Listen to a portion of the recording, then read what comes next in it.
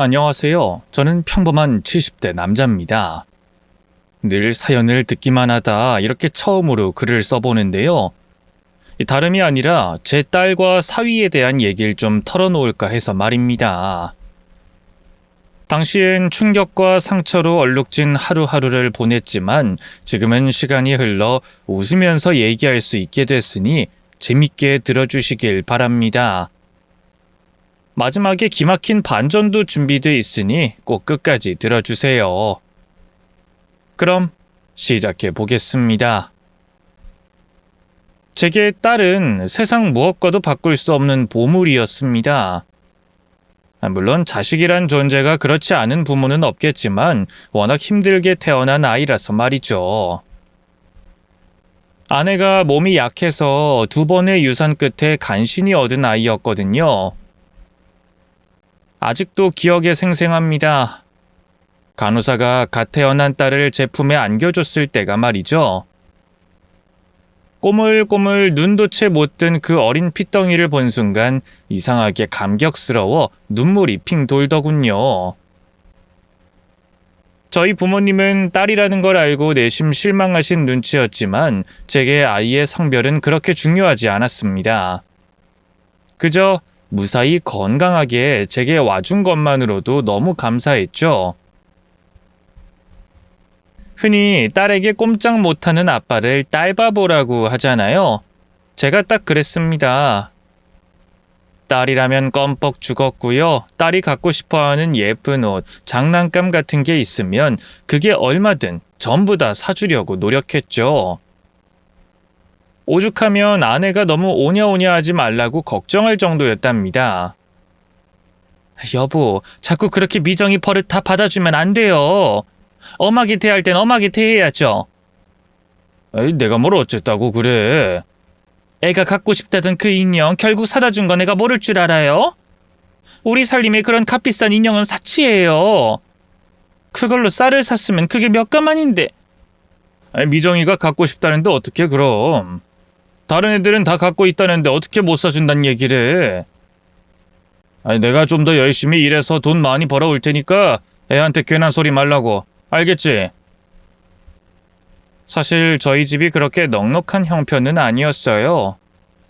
부끄러운 얘기지만 제가 가방끈이 그리 길지 않아서요. 다른 아빠들처럼 멋지게 양복 입고 회사 다니는 직업은 차마 못 가졌고요. 건설 현장에서 자재 나르고 건물 올리는 그런 일을 했더랬죠. 딸이 태어나고부턴 자청해서 잔업도 많이 하고요. 아무리 힘든 현장이라도 꼬박꼬박 나가서 출석 도장을 찍었어요.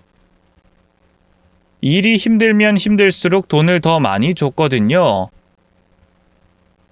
우리 딸 예쁜 옷 한 벌 더 사줄 수 있고 맛있는 음식 한 입 더 먹일 수 있다면 제 몸 버리는 것쯤은 아무렇지도 않았네요. 하지만 자식 키우는 게 늘 내 맘 같진 않더군요. 딸은 자라면서 사춘기도 겪고 자기 주관도 뚜렷하게 생기고 하면서 점점 멀어져 갔어요.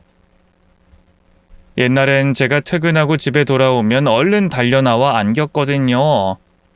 그러면서 학교에서 오늘은 무슨 일이 있었고 엄마랑은 뭘 했고 제잘제잘 자신의 하루 일과를 수다 떨기 바빴죠. 그런데 이놈이 어느 정도 머리가 굵어지니 제가 돌아와도 아는 체도 안 하고요.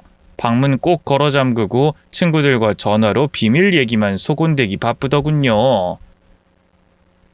많이 서운했지만 뭐 어쩌겠어요. 저만 해도 아버지랑 서먹한 부자지간이었으니까요. 원래 부모 자식 사이라는 게 시간이 흐르면 다 그런 건가 보다 했죠. 그러다 딸과 사이가 최악으로 치달은 때가 있었는데요. 바로 딸이 대학 입시를 앞둔 고3 시절이었어요. 비록 저도 아내도 대학 문턱도 못 밟아본 사람들이었지만 저희 딸만은 꼭 대학에 진학시키고 싶었거든요. 그런데 웬걸 딸이 대학을 안 가겠다고 하지 뭡니까? 모처럼 만에 딸을 불러다 앉혀놓고 그 이유를 물어봤죠. 왜 대학을 안 가겠다는 건데? 여자가 굳이 대학 가서 뭐해? 내 친구 명자도 대학 안 가고 그냥 바로 취업할 거래. 오키는 부모님 장사 돕다 시집 갈 거라고 하고, 내가 뭐 공부를 그렇게 특출나게 잘하는 것도 아니고 나도 그냥 바로 취업할래. 아니 어차피 한번 돈 벌기 시작하면 죽을 때까지 벌어야 하는 거 뭐가 그렇게 급해. 일단 대학 가서 몇 년도 공부해봐. 그래야 회사도 더 좋은 데 들어가지. 참나, 모아둔 대학 등록금은 있고? 우리 집 형편 뻔히 아는데 무슨 대학은 대학이야. 딸의 입에서 나온 가시돋친 말에 가슴이 아팠어요. 애비로서 가장으로서 부끄럽기도 했죠. 돈 같은 건 네가 신경 쓸 문제 아니야. 등록금은 아빠가 어떻게든 마련할 테니까. 됐어. 또 용식이 아저씨한테 빌리려고? 얼마 전에 50만 원 빌린 것도 아직 못 갚은 거 나 다 알아. 엄마가 얘기해 줬다고. 무엇보다 내가 대학 공부에 진짜 흥미가 없어서 그래. 엄마 아빠 닮아서 나 머리 나쁜 거 알잖아. 그냥 바로 취업할래. 결국 딸은 제 반대에도 불구하고 대학 진학을 포기했어요. 그리고 친구 따라 작은 제조회사에 들어가 격리로 일하기 시작했죠.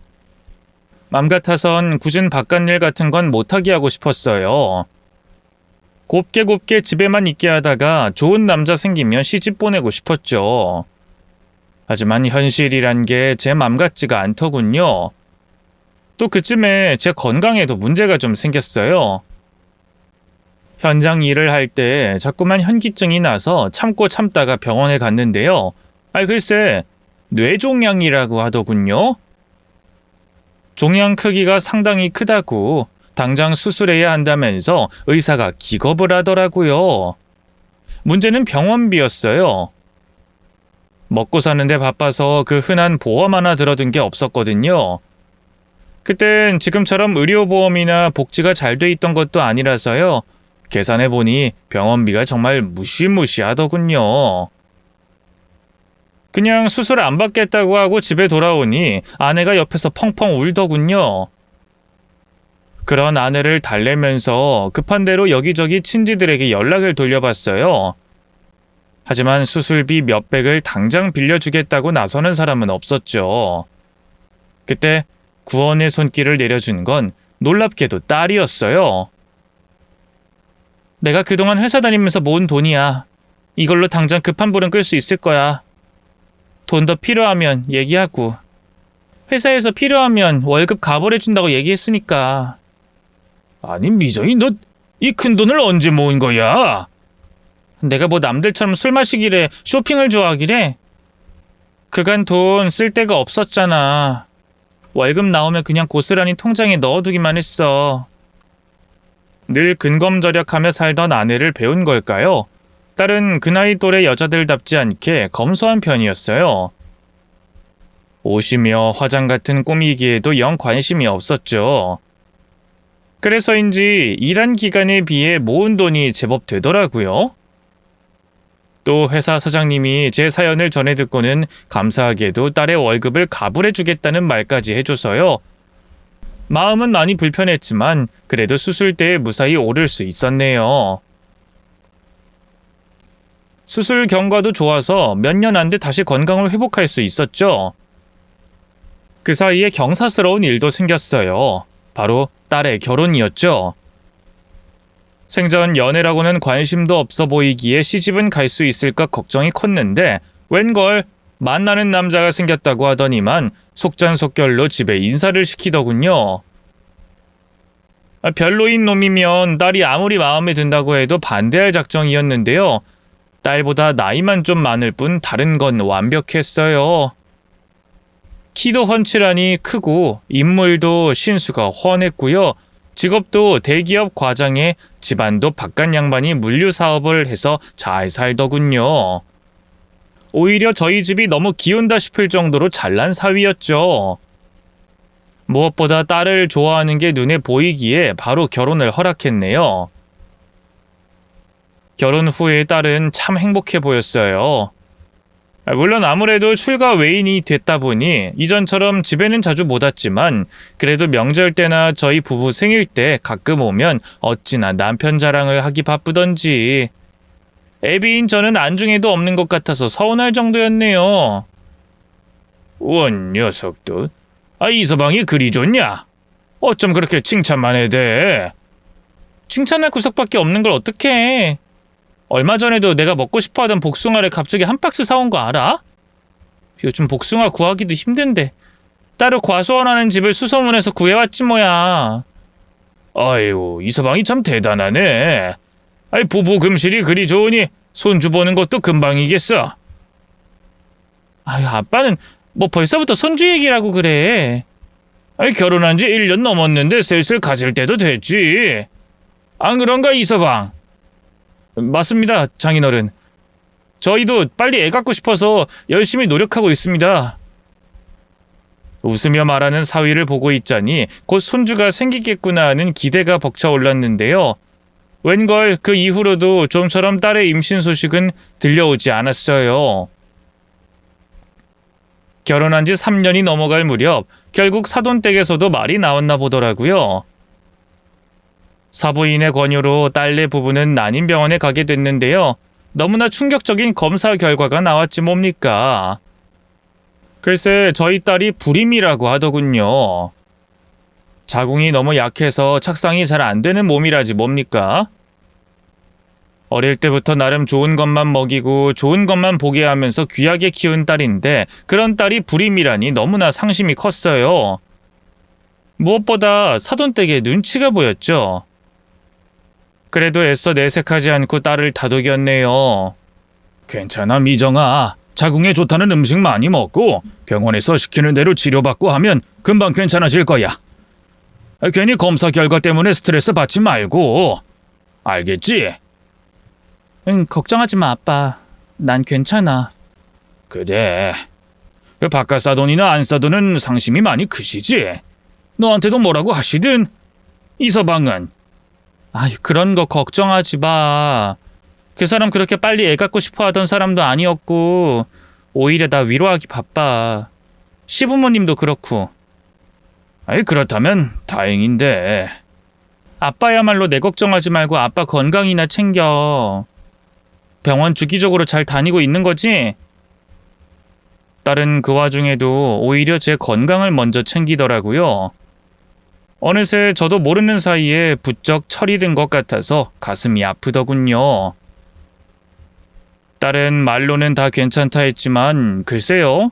가끔 사돈 내외와 어쩌다 연락이 닿으면 둘 다 저희 딸을 못마땅해 하는 기운이 팍팍 느껴졌어요. 애초에 그쪽 집안에서 결혼 전부터 저희 딸을 썩 마음에 안 들어하기도 했었고요. 아무래도 사위에 비해 여러모로 저희 집안이 부족한 게 많았으니까요. 그런데 난임의 원인이 딸에게 있다는 결과까지 나오자 딸은 더욱더 눈밖에 난 것 같더군요. 특히 사부인은 저희 아내에게까지 따로 연락해서 쓴소리를 했다 하대요. 이럴 줄 알았으면 결혼 안 시켰어요 진짜. 우리 아들이 하도 좋다고 해서 허락한 건데 애초에 저희가 새아가한테 뭐 대단한 거 바란 것도 없잖아요.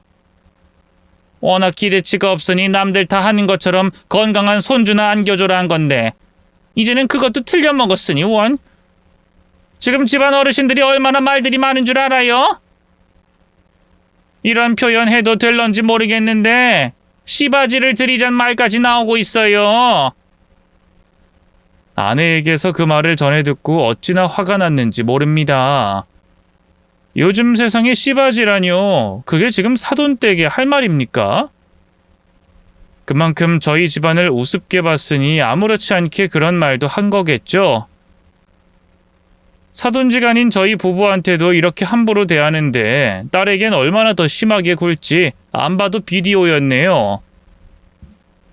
하지만 딸을 붙잡고 물어봐도 딸은 괜찮다. 시부모님 두 분 다 잘해주신다 하는 뻔한 말만 할 뿐이었습니다. 결국 저는 사위를 붙잡고 몰래 하소연할 수밖에 없었습니다. 이보게 이서방, 자네가 우리 미정이 좀 잘 해주게. 병원에서 결과 나온 뒤로 애가 어찌나 우울해 보이던지. 아니라곤 하는데 사돈 내외도 미정을 많이 미워하는 것 같아서 말이네. 자네가 신경 좀 더 써주게, 응? 아니, 저희 부모님이 그 사람을 미워한다뇨? 전혀 아닙니다. 아니, 물론 많이 실망하긴 하셨지만 그래도 모른다면서 그 사람한테 보약이니 뭐니 얼마나 해다 주시는데요. 저도 많이 신경 쓰고 있으니까 너무 걱정하지 마세요, 장인어른. 그래? 그래, 뭐 자네가 그렇다면 그런 거겠지. 내가 나이가 들어 그런가 괜한 노파심에 여러 가지가 신경이 쓰여서 말일세. 장인어른 마음 이해합니다. 그래도 그 사람 곁엔 제가 있으니까 걱정 마세요. 저를 위로하는 사위를 보면서 얼마나 마음이 든든했는지 모릅니다. 부족하고 못난 애비인 저 대신에 잘난 사위가 딸 옆을 지켜줘서 참 다행이다 싶었죠. 그땐 정말 꿈에도 몰랐습니다.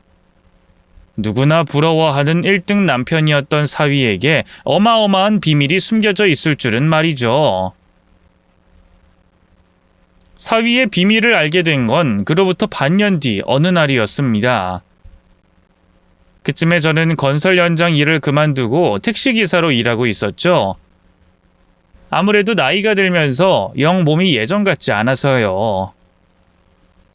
지인의 권유로 시작한 일인데 택시는 힘쓰는 일이 적고 시간도 좀 더 자유롭게 쓸 수 있으니 좀 더 낫더라고요. 평소처럼 역을 기점으로 여기저기 돌면서 손님들을 받았는데요. 그날따라 어찌나 손님이 많던지 정신없이 엑셀을 밟다 보니 어느덧 늦은 밤이더군요. 슬슬 마무리하고 집에 들어갈까 하던 찰나에 누군가 길가로 나와 택시를 부르더라고요. 딱 그 손님까지만 받고 끝내야겠다 싶어서 그 앞에 차를 세웠죠. 이윽고 뒷좌석에 젊은 남자 한 명이 올라탔는데요. 미러 너머로 보이는 얼굴이 왠지 모르게 익숙하더라고요. 한참 자세히 들여다보니 웬걸, 글쎄 저희 사위더군요. 정말 얼마나 놀랐는지 몰라요. 단순히 사위를 우연히 손님으로 받아서 그런 게 아니었어요. 오늘 아침에 딸과 통화했을 때 분명히 딸이 그랬거든요. 사위는 해외로 출장 갔다고요. 지금 한창 베트남에 있어야 할 사람이 떡하니 제 눈앞에 있으니 어찌나 당혹스러웠는지 모릅니다. 뭐지? 해외 출장이 취소됐나? 아님 우리 딸한테 거짓말을 한 건가? 그 짧은 순간에 별의별 생각이 다 들었네요. 아저씨, 그 땡땡동으로 가주세요. 사위는 저를 몰라보는 눈치였어요. 뒤늦게 자세히 살펴보니 한껏 붉어진 얼굴에 진하게 풍기는 알코올 냄새까지 딱 봐도 인근 술집에서 거하게 술을 들이킨 것 같더군요. 아는 척을 해야 하나 말아야 하나 고민이 많이 들었는데요. 그 순간 사위가 갑자기 버럭 목소리를 높였어요. 뭐예요? 사람 말 안 들려? 땡땡동으로 가달라고! 사위는 거침없이 반말을 찍찍 날리면서 성을 냈어요. 제 앞에선 늘 조용조용 사람 좋아 보이는 모습만 보이던 사위였기에 얼마나 놀랐는지 모릅니다. 마치 이중인격자 같은 그 모습에 저도 모르게 등 뒤로 소름이 끼치더군요. 심지어 땡땡동은 딸과 같이 사는 집이 있는 곳도 아니었어요. 직감적으로 사위에게 제가 모르는 어떤 숨겨진 모습이 있다는 판단이 들더군요. 딸을 위해서라도 직접 제 눈으로 확인하는 게 맞겠다는 생각이 들었죠. 네, 그 땡땡동 말이죠. 알겠습니다. 저는 목소리를 꾸며내 대답하고는 그대로 차를 몰았어요. 진작에 출발할 것이지 뭐 이렇게 꾸물거려? 혹시라도 요금 올리려고 돌아가는 꼼수 같은 거 부리기만 해. 내가 이쪽 길은 훤하게 꿰고 있으니까 개수작 부리는 즉시 다 엎어버릴 거니까 알았어? 네네, 걱정 마십시오. 사위는 제 생각보다 더 진상이었어요. 늘 예의 바르고 겸손했던 사위의 숨겨진 얼굴에 핸들을 잡은 두 손이 덜덜 떨릴 정도였습니다. 택시기사를 무시해도 되는 사람이라고 생각해서 이러는 걸까? 혹시 내 딸한테도 이러는 건 아니겠지? 자연스럽게 딸에겐 어떨지 너무 걱정이 되더군요. 어쨌든 제 정체를 숨기고 열심히 사위가 말한 곳으로 차를 몰았습니다. 땡땡동 한 상가에 내려주니 사위가 택시비를 지불하고는 그대로 차에서 내리더군요. 그러더니 작은 건물 지하로 은밀하게 사라지더라고요. 고민하다 저도 서둘러 차를 주차장에 대고 그 뒤로 쫓아 내려갔습니다. 칵테일 같은 걸 파는 바 형태의 술집 같은 곳이었는데요. 아는 사람들만 아름아름 가는 곳이라 쫓겨나면 어떡하나 걱정했는데 아무도 막진 않더라고요. 서둘러 주변을 둘러보니 사위는 구석진 곳에서 웬 남자 한 명을 만나 반갑게 인사를 나누더군요. 일단 상대가 여자가 아니라는 걸 알고 나니 그래도 안심이 좀 되더군요. 내심 사위가 딸을 두고 외도를 하는 건 의심 아닌 의심을 했었거든요. 이대로 다시 나갈까 하다가 그래도 들어왔는데 다시 나가긴 눈치가 보이더라고요. 그래서 사위가 있는 곳에서 멀찍이 떨어진 테이블에 자리를 잡고 앉아 메뉴판을 펼쳤습니다. 근데 제가 그런 젊은이들이 가는 술집에 가봤어야죠. 메뉴 이름도 전부 꼬부랑 영어고 뭐가 뭔지 하나도 모르겠어서 대충 사진 보고 아무 칵테일이나 주문했는데요. 잠시 후 건장한 체격의 남자 웨이터가 제게 칵테일을 가져다 주더군요. 감사합니다 인사하려던 순간 눈이 마주쳤고 그 순간 저는 너무 당황하고 말았습니다. 글쎄 그 웨이터가 저를 향해 윙크를 하는 게 아니겠습니까? 너무 놀라서 그냥 꾸벅 고개를 숙이고 눈길을 피했는데요. 웨이터가 그런 저를 보더니만 피식 웃더라고요. 오빠 귀엽다. 이런 데 온 건 처음인가 봐. 웨이터의 인사말에 저는 속으로 경악할 수밖에 없었습니다. 다 큰 성인 남자가 저를 형도 아니고 오빠라고 부르다니 말투도 뭔가 이상한 게 저도 모르게 묘한 거부감이 들면서 등 뒤로 소름이 일더라고요. 일순 여긴 뭔가 평범한 술집이 아니구나 하는 생각이 들었죠. 이런 데라니 여기가 어딥니까? 그냥 술집 아닌가요? 제 물음에 웨이터가 두 눈을 동그랗게 떴습니다. 어머, 오빠 설마 여기가 어딘지 모르고 그냥 들어온 거야? 못 살아 진짜. 그럼 오빠 일반 이성애자라는 거지? 네? 이성애 뭐요? 이 오빠 안 되겠네 진짜. 여긴 오빠 같은 사람이 오는 데 아니야. 이것만 먹고 얼른 나가. 알겠지? 네? 아니 저 같은 사람이 오면 안 되는 곳이라고요? 제가 계속 두 눈을 동그랗게 뜨고 되묻기만 하자 답답했던가 봐요. 웨이터가 제 쪽으로 다가와 은밀하게 목소리를 낮추더군요. 주변을 보면 뭔가 이상한 거 모르겠어? 글쎄요. 웨이터의 질문에 은근슬쩍 술집을 한 번 더 둘러봤어요. 하지만 다른 술집보다 잘 꾸민 젊은 남자 손님이 많다는 것 외엔 특별히 이상한 점은 없었죠. 그러자 웨이터가 답답하다는 듯이 다시 입을 열었습니다. 으이그 이 오빠도 참 여자가 한 명도 없잖아. 여긴 남자 좋아하는 사람들만 오는 곳이야. 어쩌다 이런 곳을 들어왔대? 뭐라고요? 남자 좋아하는 사람들만 오는 곳이라니? 그럼 여기 있는 손님들은 전부 다... 그치. 남자 좋아하는 사람들이지 뭐. 하지만 저기 제 사위... 아니 그 방금 들어온 사람이 내가 아는 사람인데 그 사람은 결혼까지 한 유부남인데... 뭐? 누구? 원래 이 바닥이 위장 결혼도 많이 해.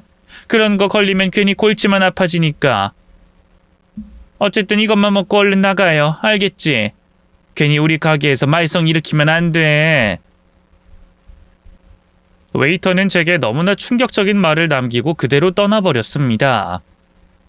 저는 설마 하는 마음으로 사위가 있는 쪽을 계속해서 바라봤는데요.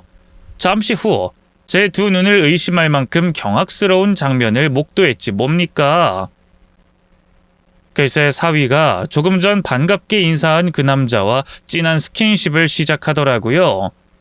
급기야 사람들이 다 보는 앞에서 입까지 맞추더군요. 주변에선 술을 뿌리고 환호성을 질러가면서 부추겼고 말입니다. 그걸로 사위가 이 술집에 저처럼 잘못 들어온 게 아니라는 건 확실해졌죠.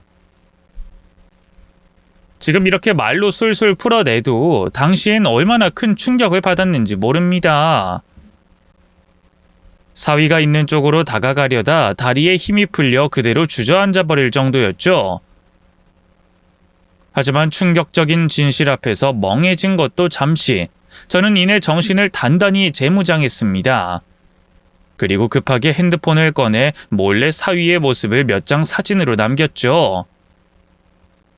뭐가 됐든 일단 증거가 있어야 한다는 생각이 들었던 것 같습니다. 그 남자와 진하게 스킨십을 하던 사위는 이내 다시 테이블에 앉아 여러 남자들과 술잔을 기울이기 시작했고요. 잠시 후 입을 맞추던 그 남자와 일어나 술집을 나가버렸습니다. 저는 급하게 그런 두 사람의 뒤를 밟았는데요. 충격적이게도 두 사람은 술집 바로 옆에 붙어있던 모텔로 들어가더군요. 그 순간 잊고 있던 분노가 머리끝까지 차오르더라고요. 아무리 남자끼리라곤 해도 조금 전에 입을 맞춘 것도 보지 않았겠습니까? 근데 이젠 모텔까지 들어가다니. 사위가 저희 딸을 두고 어떻게 이럴 수가 있나 너무 화가 나더라고요. 그래서 바로 달려가 사위의 어깨를 잡아챘습니다. 이보게 이서방, 지금 대체 뭘 하는 건가? 아무리 그래도 가정까지 있는 남자가 이건 아니지. 우리 딸은 대체 어쩌려고? 처음에 사위는 술에 너무 취해 저를 몰라봤는데요. 이내 제 얼굴을 보더니만 정신이 번쩍 들었는지 두 눈이 커다래지더군요. 아니 장인어른이 여긴 대체 어떻게... 지금 그게 중요한가? 자네가 남자랑 모텔에 들어간다는 게 더 중요하지? 그러자 사위가 당황한 얼굴로 저와 상대 남자를 번갈아 쳐다봤어요. 그리고는 뻔뻔하게도 거짓말을 둘러대더군요. 뭔가 오해하신 것 같습니다. 이 사람은 제 친구고요. 술을 너무 많이 먹어서 좀 깰 때까지 모텔에서 둘이 눈만 붙이려던 건데 원래 사내 자식들끼리 그러기도 하지 않습니까? 거짓말! 내가 아무것도 모르는 줄 아나? 나 다 알고 있네. 자네가 조금 전에 저기 저 술집에서 이놈이랑 끌어안고 입술 부딪히고 별짓 다 한 거 알고 있어? 사위의 얼굴이 당황으로 얼룩진 것도 아주 잠깐이었어요. 남자와 은밀하게 시선을 주고받던 사위는 이내 긴 한숨을 내쉬면서 머리를 벅벅 긁더군요. 뭐 어디까지 보신 건진 모르겠지만 어쨌든 제 성적 취향에 대해서 다 알게 되셨다 이거죠? 아직도 내 두 눈으로 본 걸 믿을 수가 없네. 어떻게 같은 사내놈들끼리... 뭐 장인어른한테 이해를 구하고 싶은 생각은 없고요. 어디 가서 이거 얘기하진 않으실 거죠? 뭐라고? 그럼 이놈이랑 계속 만나겠다 그 말인가? 그건 장인어른이 관여하실 게 아니죠. 제 사생활인데. 그걸 지금 말이라고 해? 왜 내가 상관할 일이 아니야? 내 딸은 어쩌고? 미정이도 자네 이렇게 뒤에서 남자랑 놀아나는 거 알고 있나? 어? 글쎄요. 뭐 궁금하시면 한번 얘기해 보시든가요. 사위는 이상할 정도로 당당했어요. 잘못했다고 빌기는커녕 뻔뻔하게 고개를 쳐들고 제게 그러더군요. 골치 아프게 굴지 마시고요. 이대로 그냥 집에 들어가셔서 발 닦고 잠이나 자세요. 장인어른만 비밀로 해주시면 됩니다. 그럼 아무 일 없이 모두가 다 행복할 거라고요. 지금 그걸 말이라고 하나? 어? 내가 이대로 가만히 있을 것 같아?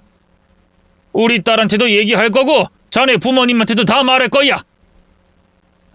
노인네 진짜 짜증나게 구네. 장인어른이라고 대접해주니까 지가 뭐라도 된 줄 아나. 뭣도 없는 늙은이 주제. 일순 사위는 안색을 싹 바꾸고 막말을 쏟아냈어요. 마치 그게 자기의 본 모습인 양 말이죠. 당황한 저는 그대로 굳어서 어버버거렸는데요. 그러자 여태까지 상황을 관망하고 있던 남자, 그러니까 사위의 내연남이 입을 열더군요. 야, 오늘은 텄다. 그냥 나 집에 갈래. 살다 애인 와이프 애비한테 걸릴 줄은 몰랐네. 아이, 가긴 어딜 가? 한판 떠야지. 이런 상황에서 그게 되겠냐? 나 먼저 간다. 나중에 연락해. 상간남은 그대로 유유히 택시를 잡아 타더니 떠나버렸어요. 아이, 망할 늙은이 때문에 되는 일이 없네. 짜증나게 진짜. 자네 정말 내가 아는 이서방 맞나? 어? 왜? 지금까지 살랑살랑 기분 맞춰주던 놈이 갑자기 막 나가니까 기가 막혀? 그러게 왜 여기까지 따라와선 사람 뒤를 캐고 그래? 다 당신이 자초한 일이야. 알겠어? 어쨌든 난 모텔에서 자고 갈 거니까 귀찮게 굴지 말고 꺼져.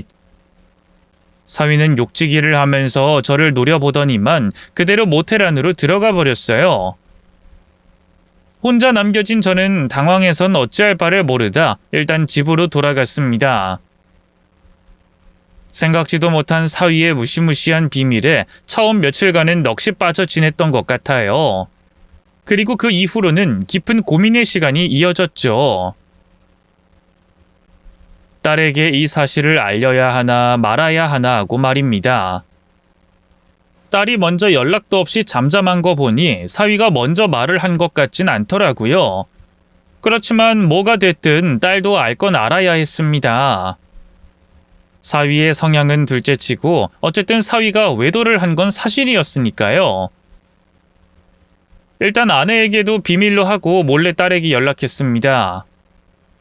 할 말이 있다고 딸네 집에서 보기로 했죠. 그리고 딸을 만나자마자 바로 핸드폰을 꺼내 사진부터 보여줬습니다. 너무 놀라지 말거라 미정아. 아무래도 이서방 말이다. 같은 남자를 좋아하는 것 같다. 실은 내가 며칠 전에 우연찮게 거리에서 해외 출장 갔다던 이서방을 손님으로 태웠는데. 저는 딸에게 자초지종을 설명했습니다. 딸은 너무 큰 충격을 받은 건지 어쩐 건지 한동안 아무 말이 없더군요. 저는 그런 딸을 향해 조심스럽게 다시 입을 열었습니다. 많이 놀랐지? 그럴 거야. 나도 처음에 알고 많이 놀랐으니까. 내가 도서관에서 책도 찾아보고 기사도 검색해봤는데 말이다. 원래 그렇게 남자가 남자를 좋아하는 경우도 있긴 한가 보더라. 그래도 이서방이 네가 좋아서 결혼했으니까 원래는 여자를 좋아하는 거긴 할 텐데 아마 호기심에 잠깐 이런 게 아닐까 싶다. 원래 남자들이 결혼하고 좀 오래되면 지겨워져서 괜한 일탈을 하고 싶어지고 막 그런 법이거든. 그러자 제 말을 가만히 듣던 딸이 갑자기 입을 열었어요. 괜한 일탈 같은 거 아니야. 이 사람 나 처음 만날 때부터 남자 좋아했거든. 딸의 생각지도 못한 대꾸에 얼마나 놀랐는지 모릅니다. 저도 모르게 입을 크게 벌리고 경악한 채로 딸을 바라봤죠. 그게 무슨 말이야? 그럼 미정이 너도 이서방 이런 거 다 알고 있었다는 거야? 대체 언제부터? 처음 결혼할 때부터 알고 있었어. 뭐? 근데 대체 왜 이런 놈이랑 결혼을? 왜 말을 안 했던 거야? 그러자 딸은 입을 꾹 다문 채 아무 말도 하지 않았어요. 어쩐지 사위놈이 말하고 싶으면 말해보라며 당당하게 나오더라니. 이제야 사위의 그 태도가 이해가 가더군요. 그러자 문득 그 술집에서 만난 웨이터가 했던 말이 생각나더라고요. 너네도 위장 결혼인가 뭔가 그런 거야? 동성연애하면 그런 거 감추려고 가짜로 결혼 많이 한다던데. 뭐 어떻게 보면 그런 거지. 태연하게 고개를 끄덕이는 딸을 보면서 기가 막혔어요. 대체 왜? 네가 어디가 부족해서 그따위 놈하고 위장 결혼을 해? 멀쩡한 놈 만나서 잘 살아도 모자를 파네. 대체 왜? 이놈이 처음엔 감춘 거야? 너 좋아하는 척 연애하다 결혼할 때 돼서 말하지? 뭐 어느 정도는 맞는 말이긴 해. 처음에 사귈 땐 몰랐는데 나중에 잠자리 문제로 싸우다 알게 됐어. 이상하게 그 사람이 나한테 스킨십을 하나도 안 해서. 그걸로 계속 뭐라고 했더니 고백하더라고. 그럼 그때 바로 헤어졌어야지. 헤어지려고 했는데 아빠 예전에 뇌종양 걸렸을 때 그 수술비 말이야. 그 사람이 보태준 거야. 생각지도 못한 딸의 말에 머리가 멍해졌어요. 한참을 멍청하니 딸의 얼굴만 바라보다 다시 물어봤죠. 그게 무슨 말이야? 여기서 갑자기 내 수술비 얘기가 왜 나와? 설마 그 돈 때문에 그놈이랑 위장 결혼했다 이 말인 거냐? 제발 아니길 바랬건만 딸은 그대로 위아래로 고개를 끄덕였어요. 그 긍정의 대답에 정말 기가 막히고 코가 막히더군요. 아니 그걸 말이라고 해? 정말로 돈 때문에 그놈이 남자 좋아하는 걸 알면서도 결혼한 거라고? 이 애비 수술비 때문에? 그러자 딸이 갑자기 버럭 언성을 높였어요. 그럼 어떡해? 아빠는 당장 수술 안 받으면 목숨이 위험하다는데 돈 나올 구멍은 없고 내 쥐꼬리만한 월급은 택도 없고. 고민하다 그 사람한테 얘기했더니 자기가 내주겠다고 하더라? 근데 가족도 아닌 사람한테 그런 큰 돈을 줄 순 없다고. 결혼하자고. 자기도 이제 나이가 차니까 부모님이랑 주변 사람들 눈치도 보이고 회사 승진할 때도 결혼 안 한 점이 계속 문제가 된다면서 겉으로나마 보여주기용으로 아내가 필요하다고 그러더라고. 또 난 돈이 필요했으니까. 서로 이해관계가 일치한 거지. 또 속으론 내심 그런 마음도 있었어. 어쨌든 내가 사랑했던 사람이니까 결혼해서 같이 살면 이 사람 마음을 돌릴 수 있지 않을까. 날 사랑하게 만들 수 있지 않을까 하는. 근데 어림도 없더라. 결혼하고 지금까지 단 한 번도 잠자리를 한 적이 없다면 믿어져?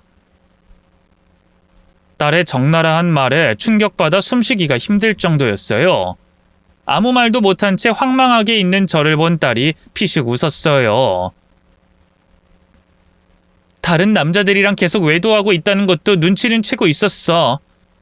아니, 외도라고 할 수도 없지. 애초에 처음에 그 사람이 결혼할 때부터 얘기했거든. 자긴 여자랑은 안 되는 몸이니까 남자들 만나서 성욕은 풀어야 한다고. 알아두라고. 그걸 말이라고? 그럼 말도 안 되는 어거지를 다 받아주면 어떡해? 이 애비 수술비가 뭐라고?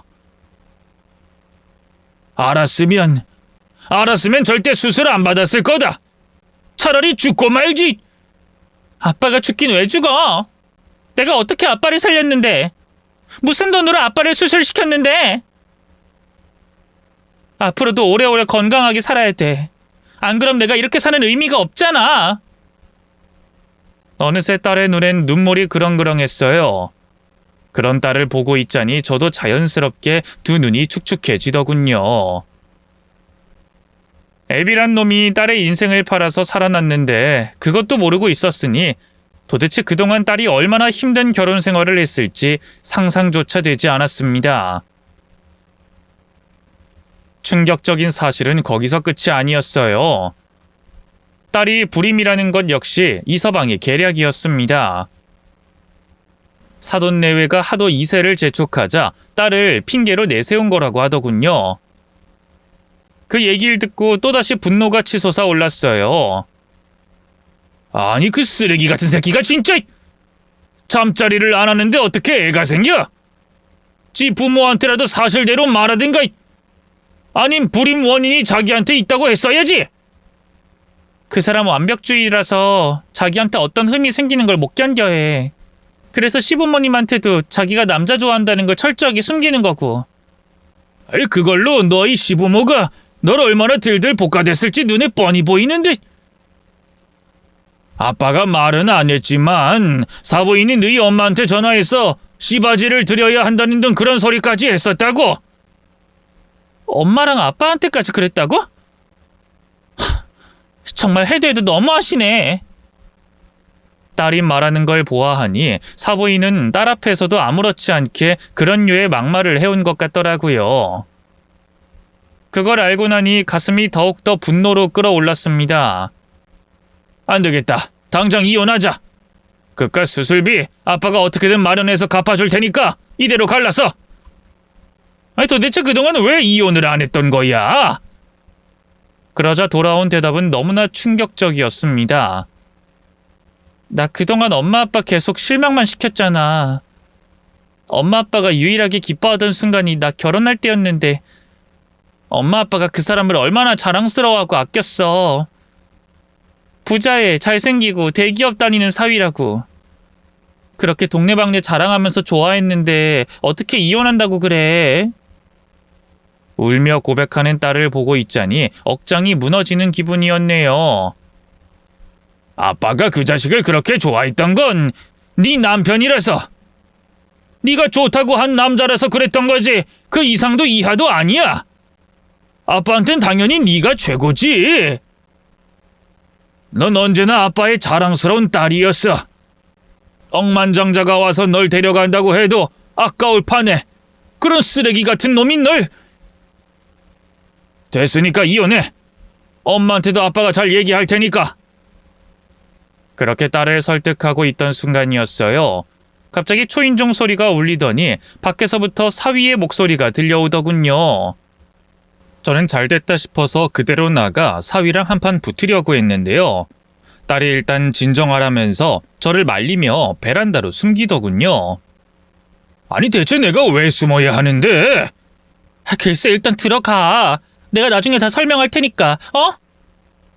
딸이 하도 애걸복걸해서 일단 순순히 베란다로 가 몸을 숨겼습니다. 잠시 후 사위가 안으로 들어왔고요. 소파에 앉자마자 딸에게 물을 갖다 달라, 신문을 갖다 달라 종처럼 부려먹더군요.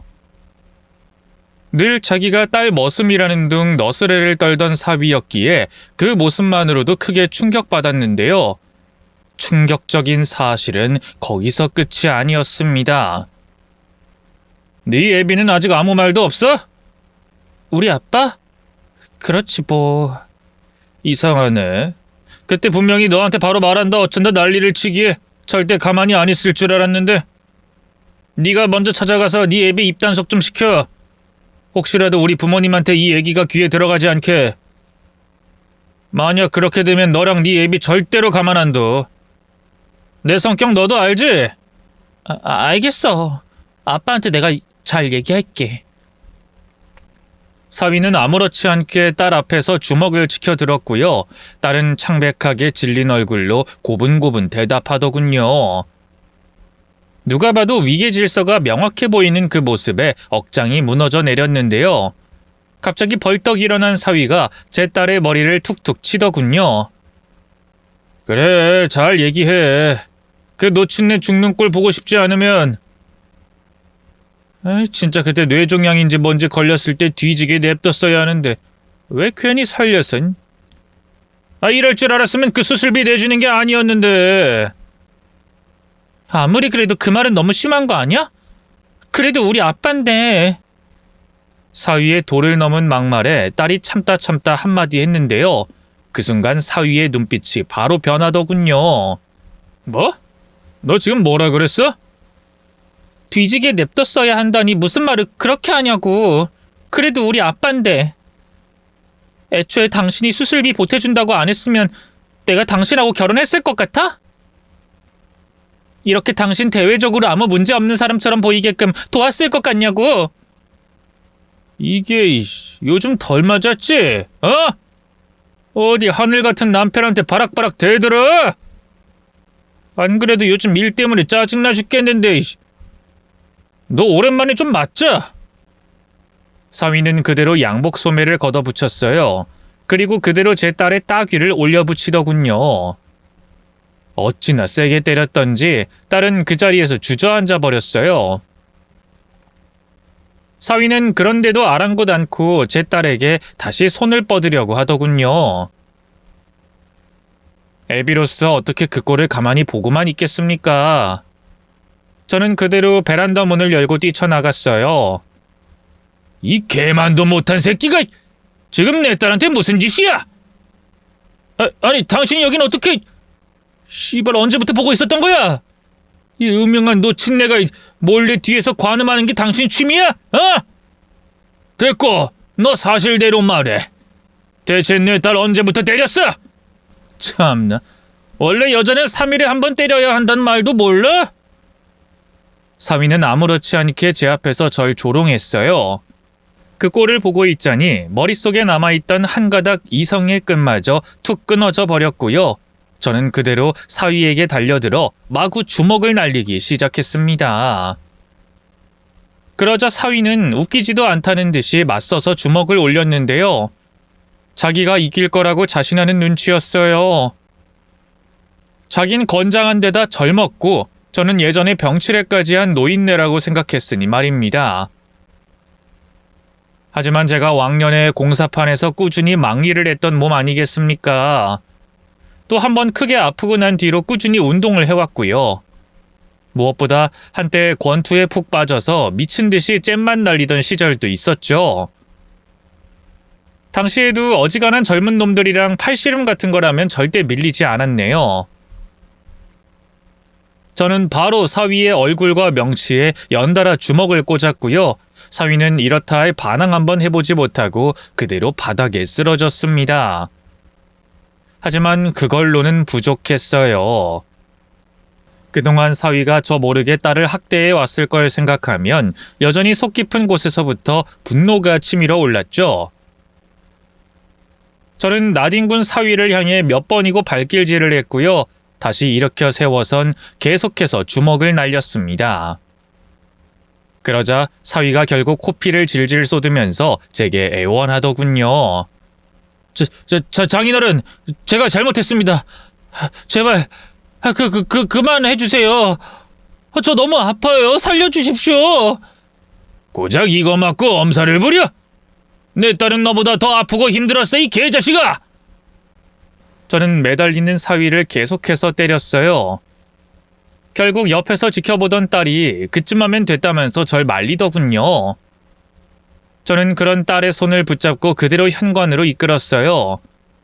집에 가자. 여기서 저런 쓰레기 같은 새끼랑은 한시도 있을 필요 없어. 그치만... 뭐가 그치만이야? 그럼 너 저런 새끼랑 계속 같이 살겠다는 거야? 진짜 저 새끼를 사랑하기라도 해! 그런 게 아니라... 저 인간이 이혼할 거면 그때 아빠 수술비로 빌려줬던 돈이랑 지금까지 자기가 먹여 살린 돈 다 내놓으라고 협박해서... 우리 집에 그런 돈이 어딨어? 지금 그깟 돈이 문제야? 바보 같긴. 걱정 그만하고 당장 따라 나서.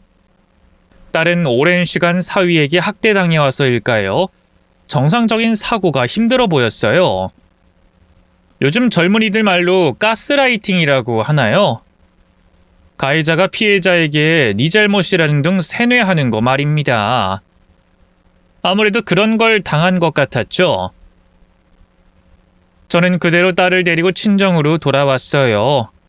놀란 아내에게도 자초지종을 설명하니 아내도 울고불고 난리가 났죠. 다음날 바로 사위에게서 연락이 왔어요. 제가 자기를 때린 걸 고소할 거라는 둥 이대로 이혼하면 위자료며 그동안 저희 집에 쓴 돈이며 다 물어내게 할 거라는 둥 난리가 났더군요. 법의 무지랭이였던 저는 진짜 그렇게 되면 어떡하나 걱정이 됐는데요. 일단 어디 마음대로 한번 해보라고 큰 소리친 다음 전화를 끊었어요. 딸과 아내에겐 아무 걱정 말라고 얘기했지만 마음이 무겁긴 했네요. 그래도 어쨌든 돈은 벌어야 하니 택시를 끌고 일하러 나갔는데요. 하늘이 보기에도 그런 제가 안쓰러웠던 걸까요? 하필이면 그날 첫 손님 직업이 변호사였지 뭡니까? 자초지종을 털어놓으니 자기가 더 화를 내면서 도와주겠다고 하더군요. 아이, 세상에 그런 인간 말종 같은 새끼가... 이건 엄연한 가정폭력이고요. 이혼하면 그 자식이 오히려 기사님 따님한테 위자료를 줘야 합니다. 원래 부부 사이에 장인어른 수술비나 아내 생활비 대주는 건 당연한 거죠. 무슨 그걸 물어내라고 합니까? 애초에 자기가 동성 연애자면서 위장 결혼하겠답시고 사람 이용한 게 누군데? 변호사 아직 안 구하셨죠? 제가 도와드리겠습니다. 그 길로 그 손님 사무실로 가서 상담을 했습니다. 정말 감사하게도 최소한의 수임료만 받고 저희 딸 이혼 소송을 도맡아 주기로 하셨죠. 변호사 선생님의 도움을 받아 사위에게로 이혼 소장과 가정폭력 고소장을 보냈어요. 또 민사로는 상간자 소송이며 뭐며 걸 수 있는 건 다 걸었죠. 그러자 사위는 길길이 날뛰더군요. 참나, 가정폭력 같은 소리하고 자빠졌네. 증거 있어? 어디 증거 있냐고? 난 무고죄로 고소할 테니까 어디 두고 보자고. 만약 증거가 없었다면 힘든 싸움이 될 수도 있었는데요. 웬걸? 딸은 그동안 틈틈이 사위가 자기를 때릴 때마다 상처 부위를 사진으로 찍고 병원 진단서를 끊어뒀더라고요. 누굴 닮아 그리 똑똑한지, 거기에 제가 일전에 사위놈을 미행하면서 찍어뒀던 사진도 사위의 외도 자료로 사용할 수 있었어요. 덕분에 이혼 소송은 물론이고요. 사위놈의 가정폭력 사건도 수월하게 진행됐답니다. 지리한 법적 다툼 끝에 딸은 무사히 사위와 갈라설 수 있었고요. 꽤 어마어마한 위자료도 챙길 수 있었죠. 무엇보다 사위놈에게 가정폭력죄가 적용돼서 실형이 내려진 게 큰 수확이었습니다. 비록 형량 자체는 그리 크지 않았지만 실형이 내려졌다는 것 자체가 그놈 앞날에 꽤나 치명적인 일이었죠. 실제로 사위놈은 이혼 소송 과정에서 동성 연애자이면서 가정폭력범인 게 만천하에 드러나서요. 회사에서도 잘리고요. 동네 사람들에게도 손가락질 받아 따로 이사까지 가야 했습니다. 변호사 선생님에게 정말 얼마나 감사했는지 몰라요. 그때 이후로 주기적으로 연초마다 감사 선물을 보내면서 인연을 이어가고 있죠. 당시엔 사위놈이 너무 약한 벌을 받은 게 아닌가 싶어서 아쉽기도 했는데요. 그래도 인과응보라는 게 있긴 한가 봅니다. 몇 년 뒤 어쩌다 보니 건너 사위놈 소식을 듣게 됐는데요. 회사에서 잘린 후 재취업에도 실패하고요. 집에 틀어박혀 주식만 하다가 전 재산을 날리고 사채빚까지 졌다고 하더군요. 사돈댁 사업도 경기 불황으로 쫄딱 망해서 구제해주긴커녕 절연했다 하대요. 지금은 어디 골방에서 술만 퍼먹으면서 폐인으로 살고 있다 하던데 참 쓰레기에게 어울리는 말로가 아닐 수 없습니다. 반면 저는 잘 살고 있습니다. 딸도 한때는 많이 힘들어했는데요. 지금은 좋은 남자 만나 재혼도 하고요. 아들, 딸 하나씩 낳고 잘 살고 있습니다. 사위는 평범한 회사원인데요. 전 사위와 달리 내세울 거 없는 보통의 사람이지만 외적인 조건이 전부는 아니잖아요. 얼마나 애처가인지 모릅니다. 딸이 잃어버렸던 웃음을 다시 찾은 것만으로 사위에게 갚을 수 없는 은혜를 입은 기분이에요. 딸뿐이 아니라 저희 부부에게도 얼마나 잘하는지 모릅니다. 시간 될 때마다 틈틈이 같이 여행도 자주 다니는데요. 요즘은 손주들 재롱 보는 재미에 사네요. 이렇게 글을 적고 나니 새삼 가족의 소중함을 한 번 더 깨우치게 되네요. 나이 들수록 남는 건 가족밖에 없다는 생각이 듭니다. 여러분 모두 지금 곁에 있는 가족들에게 잘해주시길 바랍니다. 긴 얘기 들어주셔서 고맙습니다. 모두 건강하세요.